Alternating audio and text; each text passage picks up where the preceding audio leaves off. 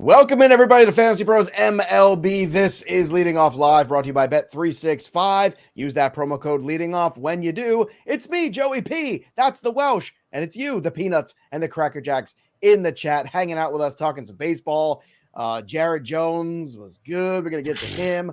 Mason Miller was good. We got some guys who actually look like they know what they're doing on the mound, which is a nice change of pace, but a lot to get to on today's show. The Welsh, I just want to ask you, did you blow out some candles on your birthday yesterday? Did you have some fun or what? Yeah, we didn't do candles, actually. We didn't need to. Not the first year I'm thinking about it. We did it because we spread it out. Listen, there's a lot of candles on there, so it wasn't really needed. It's a fire hazard at this point for you. It is a fire hazard. But yes, it was very good. Thank you for asking. And, bye-bye. I'll just bye-bye with the birthday talk. Don't need to think about it anymore. I'm getting too old. I feel it. I get really old also when I watch like 22-year-old pitchers like Jared Jones on the mound, dominating the league. I'm very excited to talk about him, what he did yesterday. And I don't know how much you watched of it, but the Bryce Terang strikeout was the grossest strikeout over the last couple of years I can think of, outside of the one Graham Pauley took this year where he swung through and then got smashed in the face. It was a fatality of a strikeout, Jared Jones. And yeah, maybe we really do need to rethink like how we're going to treat a guy like Jared Jones rest of season, even into the Rookie of the Year awards, which he's like third or fourth in NL right now because he is disgusting. Yeah, we're also going to talk about the Orioles making some moves. More rookies coming for the Orioles. We're going to talk about this guy too, Jackson Holiday. We got to talk about him. But before we do, let's get into the headlines. Tarik Skubal picked up his third win on Monday, so that's a good job by him. 9 Ks, 6 innings, 0 runs. Welsh, you said that he would be a Cy Young candidate. I was skeptical. I'm still skeptical, but I'm getting less skeptical by the minute. Where are you at here with Skubal and that potentially as we're looking forward here? Because he's been fantastic, as advertised for sure. And sometimes he just does it with ease. You know, it was funny yesterday. It was a pretty good betting day. And the two that stared at me the whole day, and I ended up really not doing anything with them, was Jared Jones strikeouts and Tarik Skubal strikeouts. And Skubal was just one of those, like, I want to be out there. I want to be invested when he's doing something. Sometimes there's an ease to how he's going. And I just wonder, like, if the strikeouts aren't going to be as prominent this year. The Rays have just been pretty bad. I mean, he ended up having those strikeouts on only 13 swing and whiffs, which seems kind of low, but he had an overall 31% swing and whiff rate, 34% CSW, which has been good. And he has continuously just been great. He's one of those guys not walking a whole bunch. He is just pounding the zone. He's got the secondaries. I mean, obviously, the changeup I think has just been absolutely disgusting. Sinker fastball. He owns the zone across the board. Yeah, he's an ace of ace, and we just pray to God he's going to stay healthy. But he's one of those guys from a betting perspective, I'm always going to pay really hard attention to. And, from a fantasy perspective, he's moving up the ranks as guys are getting, ticked down. So at this point, if you're talking about the AL race, like Kirby, isn't that great? I mean, he's been great, but look, Kirby and Castillo are still in the mix. So is Corbin and Burns, but all have been kind of, they've been separated from the pack yet. It's too early. Here's a question for you. If we were redrafting today, where would Skubal go overall? Like of pitchers or like the of overall? Pitchers or just round, whatever you want to say. Is he a 3rd round pick right now? Like if you were drafting right now? Probably. Like that's where I kind of dive into pitcher. Bigger question might be, where would Jared Jones go? How close would Jared Jones go to Tarik Skubal in that list? But I think we're still waiting for the shoe to drop. Well, let's talk about it. Let's talk about the Pirates. Yes. The Pirates were good. O'Neal Cruz did not get a home run, but he was 3 for 4, double, 2 ribbies. But Jared Jones punching out 7 guys there, 1 earned run in 6 innings. So, I mean, it's hard to argue right now. But again, what does it look like in August and September in those head-to-head leagues? That's something you got to ask yourself. And I think that's very important. Yeah, I completely agree. And that's been kind of my case, which is just wrong so far. Like, hand up with my trade videos. I think it was the second video. It was like, hey, Jared Jones is amazing. We're talking about him as a top 30. Maybe we should sell really high because more of like some of this other stuff that's floating out there. We saw him go 59 pitches in his last start. Why? Because it was 4 days rest. This one, they let him just kind of do his thing, but it's still 79 pitches. They're going to baby to some degree. But he is insane. 25 swing and whiffs. I believe, I could be wrong about this. I think every single start he's had, he has been the leader in whiffs for that day among pitchers. His slider, let me get back to it here. I was actually looking. Well, it's a tremendous, while you're looking at that, it's a tremendous but if he stays healthy and Skeens stay healthy, 2 years from now, you're looking at the best 1-2 in rotation in baseball, potentially. I mean, from like a super young perspective, because like, the Mariners still have Kirby and Luis Castillo, and there's some other good ones, but from like a dynasty perspective, it's amazing. But the numbers, 58% swing and whiff on his slider. That's disgusting. 46% swing and whiff on his fastball, which I can't believe this league still has not caught up to the fastball at all. 51% swing and whiff and a 43% CSW. Still a primary 2-pitch pitcher. He's still getting this done, just throwing big fastballs and sliders. I do feel like there's got to be a point, but clearly it's like the deceptiveness of how the ball, obviously, like the release point, guys can't pick it up. It's incredible how the fastball travels past everybody, even great fastball hitters, pretty much at all times. Can wear down a little bit later in the game. I've seen some big hard hit numbers when someone does like lock up on him. I'm still worried long-term the whole season about what those innings, like you said, are going to look like, how it is on the end of the season. So head to head, it might be a tiny bit different, but we are now talking about a trajectory of a guy where I was like, hey, if you could sell him for top 30, this is cool. He's like legitimately in the top 10 conversation, I think, for a lot of people. It's hard not to put him in there. Yeah, but again, it has an expiration date in 24. So we just might be chasing that expiration date. That's my only worry is how long do we chase know, but I want to get out of that expiration date well before. And it will be selling high, and it will be tough. Like, you're gonna have to look yourself in the mirror and you're gonna have to say, I am not happy about making this trade, but you have to look into the future and realize that, August and September, especially if you have playoffs, like, I just can't imagine him being there necessarily for a good chunk of it. So maybe I'm wrong. We'll see. Nolan Gorman, game-winning 2-run homer for him yesterday. So a big win for the Cards over your D-backs. Travis d'Arnaud has been terrific since filling in for Sean Murphy, who's been out with the oblique injury. Another 2-run homer for him. He's got 5 homers in 4 games. Great run for him. The Twins, big win for them. Chris Paddock, 10 Ks, 7 shutout innings. And Edouard Julien, a good bounce-back day. He had a rough go. 3 for 4, homer, 2 ribbies, so that's good. Gorman too, by the way, just point out, it's so funny. Someone had brought up, like, oh my God, I got Gorman and I got Edouard Julien. What do I do? And it was like, man, I felt more comfortable about Julien being able to bounce back, maybe not so much Gorman. And then they both kind of shined yesterday. Things will start picking. Small sample sizes are starting to get bigger, but hopefully a guy like Julien specifically is the one I think was able and can bounce back long-term more than a guy like Nolan Gorman. So Uncle Ted, I don't know if Uncle Ted made this or Emmanuel Clase for Jared Jones. Like, I don't think I want to do that trade now. Like, that's not the trade I want.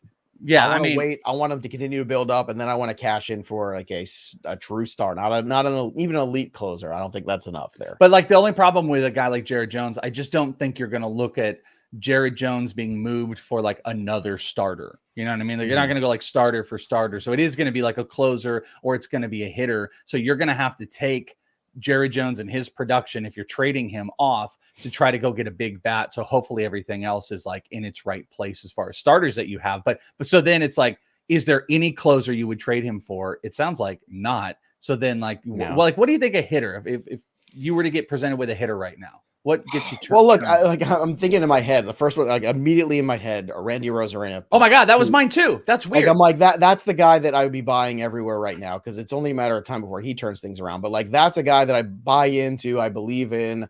It's a 2020 guy. Yeah, like that's the perfect guy right now. Cody wants to know, am I wearing a members only jacket? No, I'm wearing my New England Patriots. It's cool. It's got like the different NFL sleeve thing. My dad, however, did have a members only jacket, and he was a member for a very long time. It did look very memberish. And then also Uncle Ted asked, was this a Savannah Bananas? Yes, it's part of the hat rotation every time. Stop worrying about our fashion and just you worry about it. I like it. This is, not about the aesthetics so much as the content around here.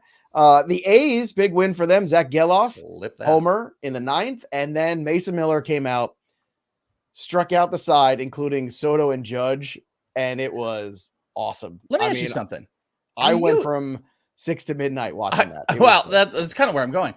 Are you like the leader of the Mason Miller fan club? Like, I feel like it's so weird because I was the guy going, "Oh, this kid's gonna implode any second. The only way to possibly keep this guy healthy is to make him a closer." And then they did it, and I don't always trust the A's to make good decisions. Historically speaking, I'd be right on that. But they made a good decision, and it's working out. And let this be something for everybody else out there too. If you've got one of these flame-throwing guys, like, and they're young, and you're worried about keeping them healthy, and it's just guys used to work out of the bullpen for years, and then they would. When I was, hold on, wait a minute. I remember when I was watching baseball in the '60s, what they would do is you'd start in the bullpen, see. And you'd have the guy pitching the bullpen, and if you're good enough, then eventually you get it started. So here you go, kid. You go out there. You go out. You try to be a starting pitcher. Look, as recently as Johan Santana, that happened, and he had an amazing run of Johan Duran. Actually, Johan Duran was one of those guys that moved from like a starter flamethrower into a starter. What I'm saying is, like, guys used to work into the rotation via the bullpen. You didn't just get you had to earn that stuff. Yeah, and maybe there's something to that. Like, maybe that's a model people should revisit an organization and say, maybe this isn't the worst way to do it. Maybe it's about learning about what it takes to pitch in the major leagues over a smaller sample size, and then start to grow them over time. I think the ultimate problem with that is look at how valuable starting pitching is and how easy it is to lose. So it's like, if you've got somebody, you want to hold on and develop them as a starter. You see a lot less development of closers, of relievers or anything like that, more so than ever. Even like Jacob Mizorowski is a guy in the minors that I think maybe exemplifies one of those type of guys. Those. I love that name. He sounds like the lead singer of an emo band from the 2000s. Jacob Mizorowski. Yeah, I'm in misery. All right, let's get to just for fun. Craig Kimbrell moved past Billy Wags on the all-time saves list with a scoreless 9th. Here's a question for you. All right. What active pitcher is ahead of Craig Kimbrell? There's only one guy ahead of Craig Kimbrell that's still active. Who is it? Peanuts, Cracker Jacks. If you know, don't Google it. It's no fun. Drop it in the chat. If you have the trivia, you have a guess, Walsh? Kinley? That doesn't sound right. Kinley Jansen? Yeah. I'll tell you if you're right in a second here. Let's get to the rookie lookie. Let's talk about the Orioles recalling outfielder Heston Kjerstad. Why? Because Austin Hayes goes on the IL. Just in case you're not keeping up with it, he's hitting 349 in AAA with an 1176 OPS, 10 homers for Norfolk. Kjerstad's been amazing. Now, you bring this kid up, you got to play him. You can't just bring him up for depth, right? Like, he's got to be playing every day. Correct? That's what we hope. And that's what I hope. But I don't know if I'm hyper optimistic about every single day, because here's the deal. Ryan O'Hearn has been great. Your outfield, Colton Cowser has locked himself in, a lefty also. You've got Anthony Santander. You've got Cedric Mullins, another lefty. So and then at first base, you've got Ryan Mountcastle. So where do you fit that in when everybody is performing really well as far as positionally where he can play? What will be at the Austin Hayes wasn't really playing a whole bunch. Listen, I believe you should go and pick up Heston Kjerstad. That's why I tweeted about it last night. The 10 homers. He was in the waiver wire pickup video 2 weeks ago. 2 weeks ago. Also, I said pick him up. Nothing. We've talked a ton about a guy like Joey Luperfido. What's interesting in comparison with those guys is like Joey Luperfido, I think, has maybe a better opportunity as far as playing time for the corner outfield, playing first base. Kjerstad, I think we're a little bit stuck here because I think he might be righty platooned. And I've seen some people already tweeting like, you don't bring him up to put him in a platoon, but I think that's exactly what they're going to do because again, the expense is Mountcastle, Hearn, Santander. Or I suppose Cedric Mullins if you put Cowser in the outfit. So that's the expense for him to play. I think they're going to lock him up against righties, not against lefties, but the power has been absolutely real. He's lowered his strikeout rate. He's got he's got a beautiful swing. There are big strikeout issues with Luperfido. He's Will Clark with more power.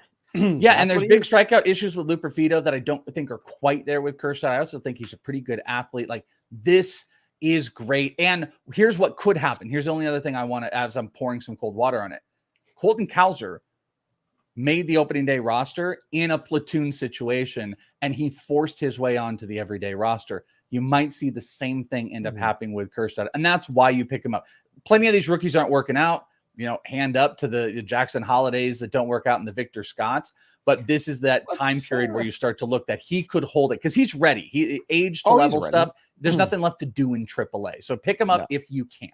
I am also of the mind of I am holding steady with Jackson Holiday.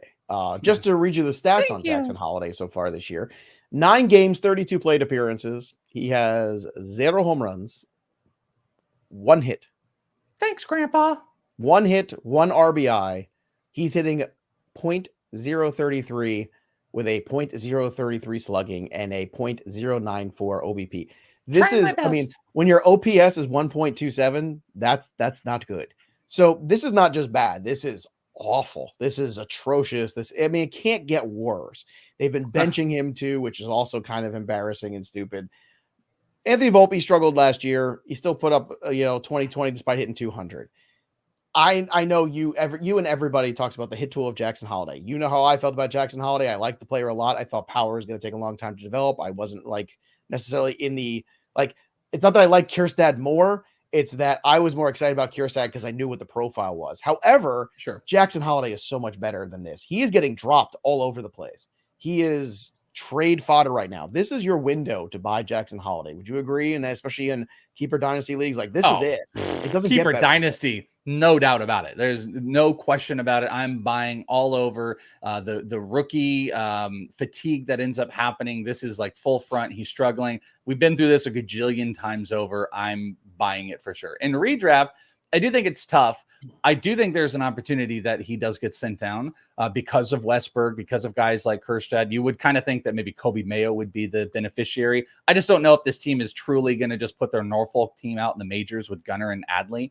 So from a redraft perspective, what I'm doing is I'm monitoring Jackson Holiday because I think this is going to turn at some point, not just turn where he's okay, turn where we see the real Jackson Holiday. But I think somebody asked the question, I think to you and I in a points league, would you drop Jackson Holiday for Kjerstad? Yeah, I mean, you need points, and Jackson Holiday is not getting that. I do think he will be a commodity that you want when he starts going, specifically in points leagues. But Kjerstad is a big homer guy, and he's probably going to be thrown in hitting 6 right away. But I still think it's going to be against just righties. It'll be very interesting to see if he's hitting against lefties or playing every single day. Those would be the tall tale signs. But, if you can hold, you possibly should. What signs? Telltale? You said telltale? Tall-tale. That's a Telltale? Welshism. Telltale. You tell tall tale. Telltale? You tell tall tales when you're lying, but telltale sign. It's a telltale sign, but you said tall tale sign. Telltale sign. No. You Welsh. Do you use shaving cream with it? Yeah, today. By the way, you were right. It was Kenley Jansen. That's the answer to the trivia question. Barry got it first, so credit to Barry there. The guy in between them, one of my least favorite pitchers of all time. Fun fact, John Franco, 424 saves, and 424 of them were painful. All 424 were completely painful. Also on the rookie lookie today, Louis Varlin. We just talked about him yesterday. Well, they must have been watching the show because he got sent down to AAA. Rocco Baldelli wasn't having it anymore. Simeon Woods Richardson. Is that the next guy up for the Twins? It might be. It's not going to matter. I'm not a Simeon Woods. Fun fact, Simeon Woods Richardson. Simeon Woods Richardson. He almost broke my finger, and he doesn't even know. He almost broke your finger? He did. It was at the Dream Series. He was actually a two-way player. He was a pitcher and hitter in high school. And we were on field, and I was about to interview Kumar Rocker. He's taking BP, hits a ball that goes over the cage and up right at me and 2 other guys. And then I'm like, I'm going to try to catch it. Go to catch it, and then did not catch it, got the tip of the finger, and then I had to suck it up. I was like, I'm good. I'm all right. I felt like it was broken. So for that, he won't be the next big starting pitcher that someone I would stash for that only reason. Fair enough. Also on the show, we like to give away free things. We just gave away the big jersey yesterday. So now it's time to give away this bad boy, Trophy Smacks Fantasy Baseball Championship belt. Look at that. That is amazing. All you have to do, subscribe to the channel, Fantasy Pros MLB. We are very close to 20,000 subs. Let's get there, everybody. Now I said subs, I'm hungry. All you have to do to win, subscribe to the channel, comment below. That's it. And this belt could be yours. We're giving away in the next few weeks, so make sure you'll get on board. Welsh, we got to figure out what we're doing next week if we hit 20, because we got to do something. You think it'll be next week? Well, hopefully it's not next week. I'm going to be gone for a couple days next week, but we have some time to think. Actually, hopefully it is. By the way, I hope we get more subscribers, get to 20. I presented an idea which I thought was amazing. You also had an idea. We could scrap both of those. We could do nothing, but I think my idea would go over the best. Is this yours? Is the wrestling one, right? It's an all wrestling show. It's I'm all fine wrestling. with that. We dress up as wrestlers. Turn people off or not, but I'm in for that one. Well, okay, but I want everyone to know, as Joe says it, Joe's was a Hamilton, and we'd be singing the whole show. So I don't think that would go over any better than wrestling. Maybe we'll put up a poll. Let's see. Let's do the 3 up and 3 down. Colton Cowser homer for a second straight game. If this is from my friend Kurt, he actually texted in for the show. If Jackson Holiday is Little Debbie, is Colton Cowser Big Deborah? I like that. I love that they are committing to the moo thing, by the way, like cow. They're just going full in. Like, that's all that they've got for this guy. They're like, everybody moos when he comes up. I'm very much for this. All right, Logan O'Hoppe, 3 for 4. He's at 318. Look at that. Hey. Look at that batting average for Mr. O'Hoppe. And then Dylan Cease, 1 run, 7 hits in a win. So good there. By the way, more Rockies talk coming soon when we get to the bets of the day. 3 down, Jonathan Cannon torched for 6 runs. Jose Quintana gave up 5 and 5. And Brady Singer also gave up 5 runs, but in 6 innings. So there you go. Some injuries to get to. The Reds ended up putting Frankie Montas on the IL for 15 days with the forearm contusion. So not only was he going to miss a start, but 15 days with the contusion.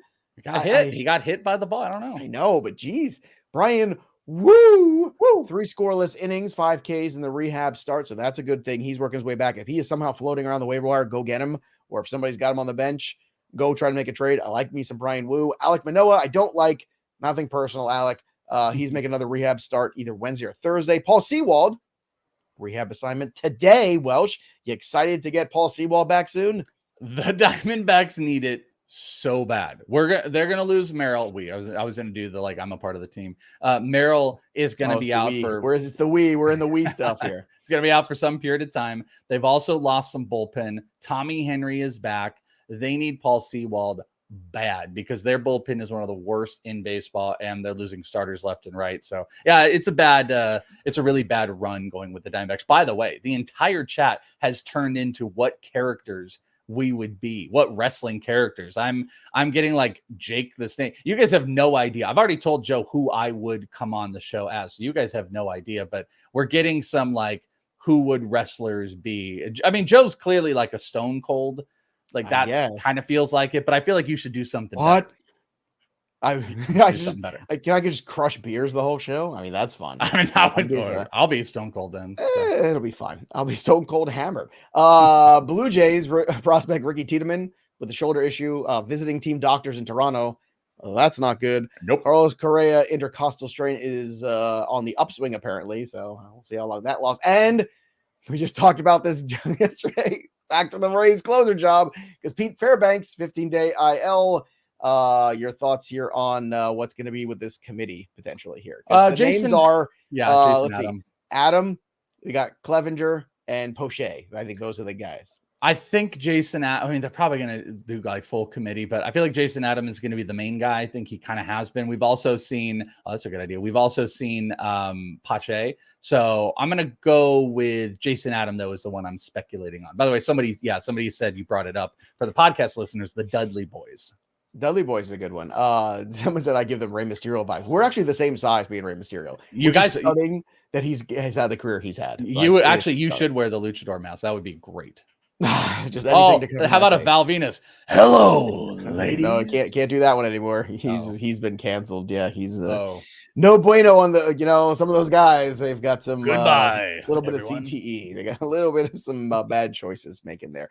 But that's okay because we're gonna make some good choices here because it's time, Welsh, for Tuesday's best bets of the day. With Joey P and the Welsh. Make sure you're making your wagers over on Bet365. Use that promo code leading off when you do. Bet $5, get 150 in bonus bets. Again, only when you use that promo code leading off, 21 or 18 or over in Kentucky. Gambling problem, call 1-800-GAMBLER or 1-800-BETS-OFF in Iowa. Terms and conditions apply. Let's talk about the terms and conditions of our bets here. I'm going to start with Michael King, 228. That's the number of Rocky strikeouts. That is second worst in Major League Baseball. And Michael King coming off his best outing where he K'd 10 last time we saw him. So the number is 5.5 over -108. In fact, you can put in the same game parlay if you want with the Padres on the money line at -160. Michael King and the Padres You can put them together, same game parlay, get plus 173. I like that number. The Orioles with our boy Grayson Rodriguez on the mound, minus 1.5 on the run line at plus 110 against the Angels. Like that one a lot today too. Canning on the other side. He is a can, all right, of gas. And then the Twins. This one might be a little dicier, but I like Pablo Lopez enough, and the Twins are at home. Give me the Twins over the White Sox, minus 1.5 too at minus 112. That's what I'm liking today on the betting lines. Welsh, what do you like on the betting landscape for Tuesday? Yes, we went 2 for 1 yesterday, and one of those was the K parlay. So I'm back with the K parlay, and I'm actually going to jump on the Michael King bandwagon. It is in Colorado, which is scary, but I do believe Michael King is and has been turning that corner, but also Colorado. They strike out. That's all that they do all day long. I actually also played the alt line on Dylan Cease yesterday, as I kind of briefly mentioned on the show, to 8Ks, and he hit that. So that was great. So I am pairing Michael King, and I'm pairing it down on an alt line of 5 strikeouts. So just under the 5.5. And I'm pairing that with Grayson Rodriguez, who I believe struck out 9 Angels last time. And I'm going to 6 strikeouts. So 5 Michael King, 6 Grayson Rodriguez, pair it together, plus money, got around 108. So I'm putting those little strikeout parlay together. Next up, Boston. I'm going with the first 5 money line over on Bet365. That is minus 110. It's the best line I've seen out there. And I love Tanner Houck. We've talked a bunch about Tanner Houck. Mm-hmm. It is a tougher matchup because the Guardians are, it's a tough team. They don't strike out a whole lot. They're going to try to get on base. They're going to manufacture runs. But I just love Tanner Houck. And I think he has been an absolute stud. I think he can hold the line, and it's really good odds. If they're tied after 5, then the bet pushes. That's what's so great about it. If they're up by a run, I win. That's the game. It's the name of the game. I win. The game. And then the final one here is another parlay. It's a money line parlay. We're going back to San Diego with Michael King against Colorado because they stink. Michael King and the San Diego Padres money line with the team you just mentioned, the Minnesota Twins and Pablo Lopez on their money line. So Twins and Padres money line plus 127 for both of those teams to just win straight up. So I'm a little parlayed out today. You want to see any more bets? You can follow me, FantasyPros, or bettingpros.com/Welsh. Download the app. You can follow me and Joe and everybody else if you want to see what bets we've got going on and anything else we add. Yes, and don't forget, join bettingpros.com/leading off. We've got almost 300 members already in that betting group. You don't even have to bet. You just have to make picks.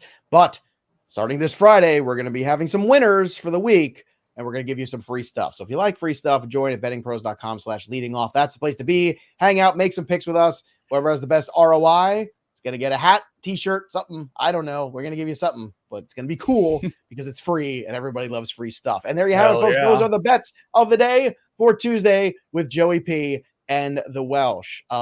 Here's a fun one for you here. Wonky Penguin says Welsh could be the Undertaker, but then there's a one where where you should just be a wrestler made up called the Tall Tale Maeda.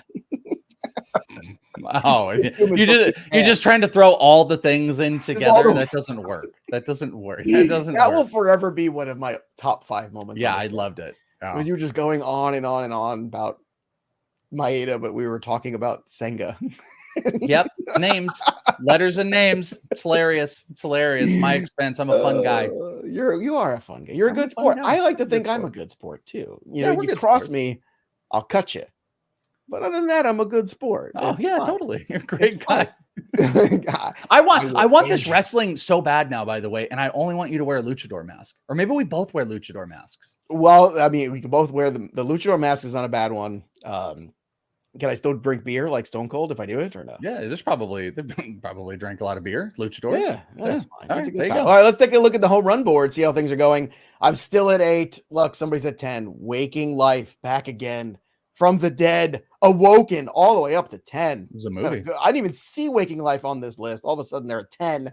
A week later, boom, there they are. If you want to join this, again, go to our Discord, fantasypros.com/chat. Christian Yelich is there. Look how happy he is. Yeah, it looks really high. It looks like his back is all right. And tomorrow, cleaning up after the show with us, the only place to do it, of course, is here over on our Discord. If you want to continue to talk to Welsh and myself. Welsh, I'm going with Mookie Betts today against Patrick Corbin. That's my choice, and I'm sticking to it. He's got some good numbers for his career against Patrick Corbin. And I hope Patrick Corbin gives me a home run because I've gone stone cold recently on the home run board. I can't get a home run this last 5-6 days, so I need to get one here. Welsh, where are you going for your dinger call of the day? Well, man, I wish we had done all that setup because I'm picking on our friend Kenta Maeda, and I'm going with the Rays, Randy Arozarena. I was going to go with Mookie Betts. How apropos that we are going to pick on Kenta Maeda. Home runs given up, Randy Arozarena. Boom. There you go. There you go. Slump busting. Let's go. I like that. Good show today. Quick. We're very moving through things here. You know, I like that quite a bit. Here's a question for you. What are you looking forward to most today in Major League Baseball? What do you have your eye on from what's going on with the pitching? What's going on with the hitting? Is there somebody in particular you're really kind of like watching today? Because yesterday, Jones, I think, was that guy for all of us. Is there somebody today that you're specifically watching for good or bad? Jay Grizz. I mean, Kjerstad, that's the big thing. As a prospect guy, I've seen Kjerstad. You know, one of my best memories of the Arizona Fall League was watching Heston Kjerstad hit a inside the park home run. And then there's this kid, Cal Conley with the Braves, who hit one a couple innings later. And there's like the first players to ever hit inside the park home runs in the same game or whatever it was. There's like news about it. Kjerstad's a really interesting prospect. He's kind of a trippy dude. He's got an incredible big, powerful swing. The guy can run some. Yeah, he's going to do some damage. And this has more Colton Cowser vibes than it does like the Jackson Holiday vibes. This is a guy that has had some experience, has absolutely dominated this year, has made the adjustments, and he might come out hot. And I'm going to be very curious to see where he is in the lineup. I feel like it's going to be 6 or 7. And I'm ready for him to, maybe get a homer in his area. Let's call the shot. Homer, first game. First MLB game, and then everybody goes crazy. He's got 10 of them. I mean, it's already there. Angelo, by the way, of course, Angelo brought this up. Cannoli Day, June 16th, is coming around the corner here. Get ready. It's a Sunday, though, of course, because Sunday dinner. We can celebrate it on Monday, though, can't we? We can celebrate Cannoli Day any day around this show. That's what we like to do. One more question. I know somebody was asking, what are your thoughts on Aaron Judge right now? I actually just talked to somebody today who just made a trade for him and got him on the cheap. Would you be buying Aaron Judge too? Because that's another guy too. I can feel like the window is there right now. Yeah, I feel there's a part of me that feels like I should pick a few of these like high-end guys that aren't going to like work, like Julio Rodriguez and Aaron Judge. But I'm not. I'm not like, if I get any opportunity to buy on those guys of anybody, Aaron Judge of all of them is one of those players. We talked about him in the Mike Trout stuff. He's just one of those guys that when he finds his rhythm, he's going to go out nuts. I think he's been struggling against lefties, which is like really weird thing early on. He's going to start getting his rhythm going in the summer, and he's going to be hitting 10 homers a month, and he'll be back. I feel confident that he will be back to it. So I'm just a buyer in any point of April on massive high-end fantasy players that are getting big discounts. And he is one. Guys in the first 3-4 rounds who struggle, pounce, because that's your window. You get lucky sometimes early on because people do hyperventilate early in the season. It's not a good look, but this was a good look. Fun show today. So we're watching Kjerstad, fingers crossed, hopefully in there. Hopefully Jackson Holiday starts to turn things around too. That would be nice, but we'll be back regardless tomorrow for leading off. And of course, join our Discord, fantasypros.com/chat for cleaning up right after at 1:15. We'll be taking your questions and talking to you live there on the Discord. That'll do it for us. But the story of the game goes on for the Welsh. I'm Joey P. We'll see you next time, kids. Oh, yeah, dig it.